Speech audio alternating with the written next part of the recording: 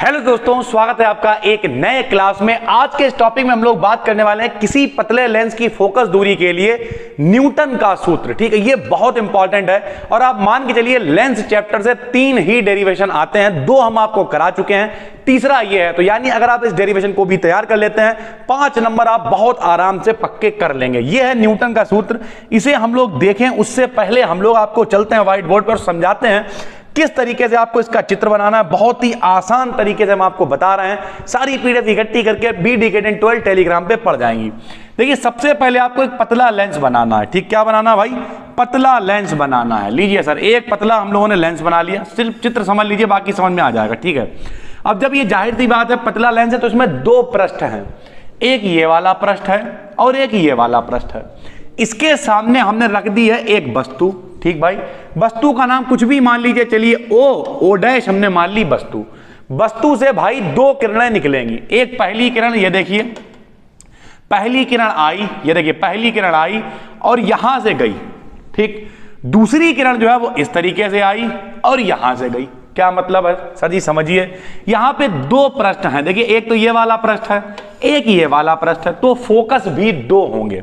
एक इधर फोकस होगा और एक इधर फोकस होगा। ठीक भाई, मान लिया ये फोकस क्या है? F1 है, ये फोकस क्या है? F2 है। भाई सीधी सी बात है। ठीक है, तो बिल्कुल सरल चित्र है। जहां पे दोनों ने काटा वहां पे हमने ऐसे करके अभिलंब डाल दिया। इसे कहेंगे आई डैश और ये कहलाएगा इस वस्तु का प्रतिबिंब।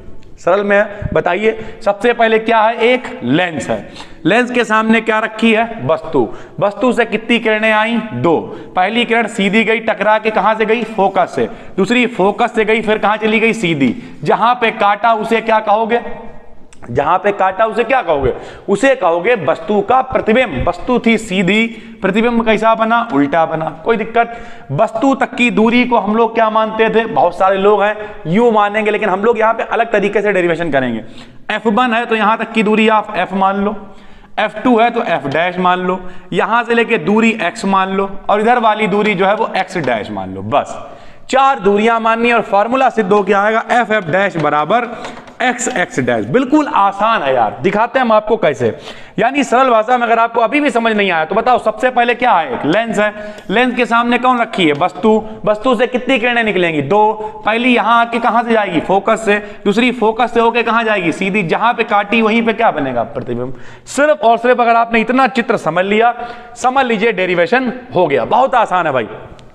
देखिए, चीजें आपको समझते हुए चलना पड़ेगा और ये जितना भी इंपॉर्टेंट पार्ट है, बहुत सारे बच्चे कहते हैं कि सर सबसे पहले जो है, सबसे पहले आप सेकंड पेपर कराइए, क्योंकि फर्स्ट हमने थोड़ा बहुत तैयार रखा, इसलिए हम सेकंड पेपर के डेरिवेशन सारे लेके आ रहे हैं और हम चाहें तो एक से ज्यादा भी आपको करा सकते हैं एक वीडियो में, लेकिन फिर आपको दिक्कत होगी समझने में, इसलिए एक लेके आ रहे हैं। तो देखिए, आराम से समझिए। जो चित्र अभी हमने आपको बताया वही चित्र यहां पे बना हुआ है। सबसे पहले एक लेंस है।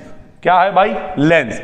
लेंस के सामने वस्तु रखी है। वस्तु का नाम इस चित्र में क्या मान रखा है? AB। पहली किरण आई, कहां से गई? फोकस से होके। दूसरी किरण आई, फोकस से होके और कहां चली गई? सीधी चली गई। जहां पे दोनों ने काटा उसे क्या मान लिया? A dash. क्या मान लिया? B dash. कोई दिक्कत नहीं होनी चाहिए। इसे मान लिया F1 यानी पहला फोकस, इसे मान लिया केवल F। ठीक भाई, जिसे हमने F डैश माना उसकी दूरी भी हमने F डैश मान ली, जिसे हमने F माना उसकी दूरी भी हमने F मान ली। कोई दिक्कत नहीं है यार। एक फोकस J, एक फोकस J है। 2 फोकस अलग अलग पहचानो कैसे, तो एक को F मान लिया, एक को F डैश मान लिया। तो जिसे F माना उसकी दूरी छोटा F मान ली, जिसे F डैश माना उसे हमने उसकी दूरी क्या मान ली? F डैश छोटा मान ली।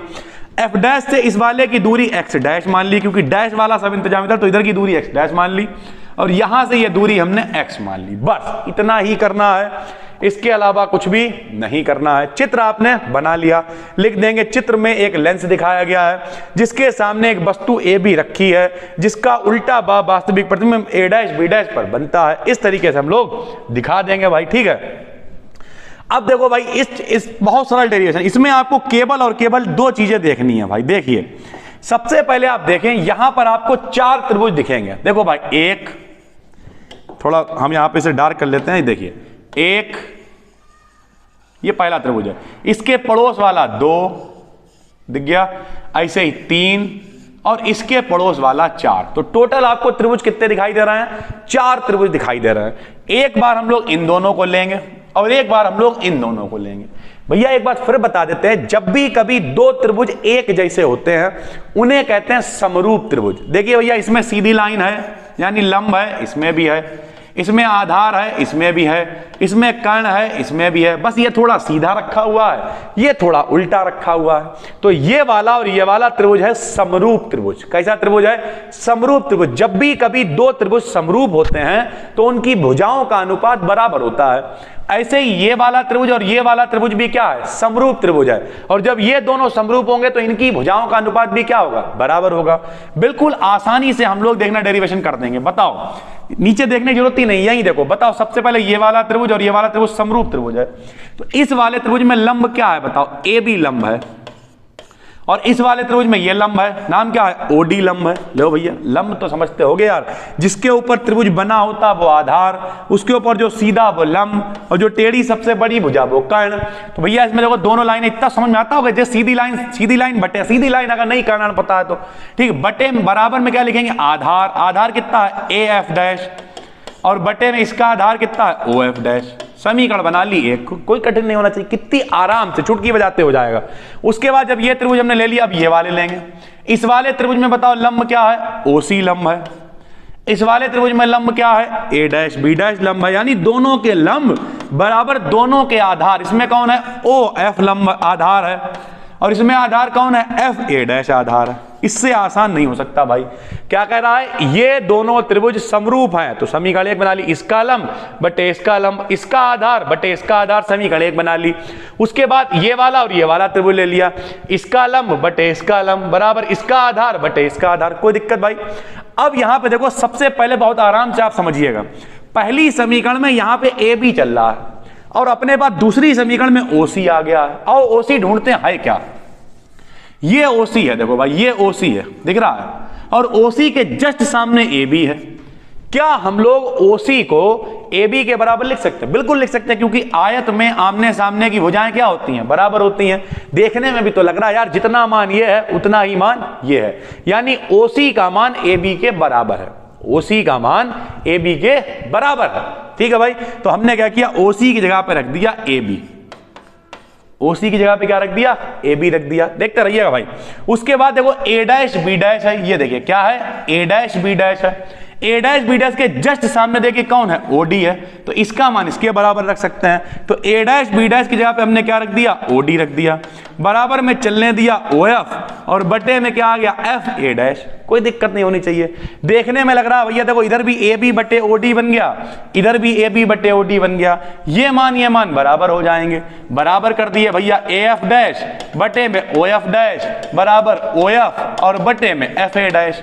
सारे मान पता है। ए एफ डैश कितना है? एक्स डैश है, लेकिन हमने आपको बताया था इधर वाली दूरियां माइनस होती हैं, तो ए एफ डैश की जगह रख दिया माइनस का एक्स डैश, बटे में ओ एफ डैश हो जाएगा माइनस का एफ डैश, बराबर में क्या आएगा? ओ एफ का मान, ओ एफ का मान एफ हो जाएगा, बटे में एक्स आएगा, माइनस से माइनस कैंसिल हो जाएगा, यानी आपके पास आ जाएगा एक्स एक्स डैश बराबर एफ एफ डैश। देखिए कितना आसान।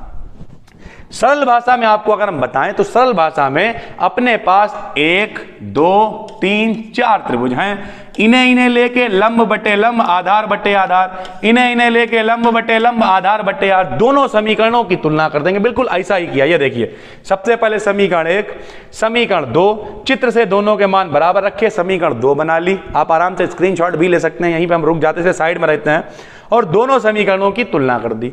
चित्र से देख लिया, इसका मान इधर वाली दूरियां माइनस, उधर वाली दूरियां प्लस, तो इसका मान minus x dash minus F dash, F बटे में एक्स, माइनस से माइनस कैंसिल हो गया, एक्स इधर ले आए, एफ डैश उधर लिए गए, एक्स एक्स डैश बराबर एफ एफ डैश आ गया। यही न्यूटन का सूत्र है। देखिए कितना आसान है, बहुत ही आराम से। और भैया यहाँ देखिए क्या लिखा हुआ, मोस्ट इंपॉर्टेंट। अगर आपके पास अनसॉल्व्ड पेपर है उसे देखिएगा, कम से कम आपको 10 बार मिलेगा, जो पूरे 70 सेट दे रखे होते हैं पिछले 10 सालों के, 7 सेट करके कम से कम 10 बार आपको आराम से मिलेगा। ठीक है, बहुत इंपॉर्टेंट है, 5 नंबर आपके पक्के करा सकता है। नए हैं तो चैनल को सब्सक्राइब करिए, इसी तरीके की बहुत अच्छी अच्छी इंपॉर्टेंट वीडियोस हम आपके लिए लेके आ रहे हैं। इनकी पीडीएफ हम आपको दिलवा देंगे। बी डिकेटेड 12th नहीं, अगर पहले तो पढ़ती रहती हैं और जो नहीं पढ़ पाती उन्हें इकट्ठा भी पोस्ट कर दिया जाता है, ये सब डाल दी जाएंगी। ठीक है, तो नए हैं चैनल को सब्सक्राइब जरूर करिए, टेलीग्राम पे जाके सर्च करिए बी डिकेटेड 12th। फिर मिलते हैं आपसे, तब तक के लिए धन्यवाद।